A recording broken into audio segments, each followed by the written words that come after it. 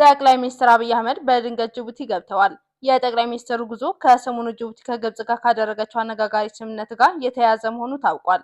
ከሳምንታት በፊት ጅቡቲና ግብጽ የወደብ ልማት ስምምነት መፈራረማቸው ይታወሳል። ጠቅላይ ሚኒስትሩ ወደ ጅቡቲ ያቀኑት ይህንኑ የሁለቱ ሀገራት ትብብር ተከትሎ በልማት ስም የሚደረጉ እንቅስቃሴዎችን በተመለከተ የኢትዮጵያን አቋም ለማሳወቅና ማስጠንቀቂያ ለመስጠት እንደሆነ ተሰምቷል። በጉብኝቱ ወቅት በተለይም ስለ አሰብና ቀጠናዊ ደህንነት ጠንከር ያለ መልእክት ያስተላለፉት ጠቅላይ ሚኒስትሩ ጅቡቲ ለኢትዮጵያ ጠላት የሆነ አካል ተባባሪ እንዳትሆን አሳስበዋል። በውይይቱ ላይ ጠቅላይ ሚኒስትሩ ዛቻ አዘል ምክር ለጅቡቲ ባለስልጣናት እንደሰጡ ምንጮች ጠቁመዋል። ጅቡቲ ተባባሪ ከሆነች ወይም ከጅቡቲ የሚነሳና ወደ ኢትዮጵያ አፈሙዝ የሚያቀና ካለ ጅቡቲም ሉዓላዊ ሀገርነቷን የማታጣበት ምክንያት የለም ማለታቸው ተሰምቷል።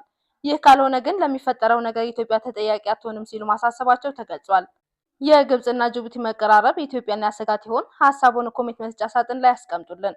እንዲሁም አዳዲስ መረጃዎችን ለመከታተል ቻናላችን ሎሚ ሚዲያን ሰብስክራይብ በማድረግ ቤተሰብ ይሁኑ።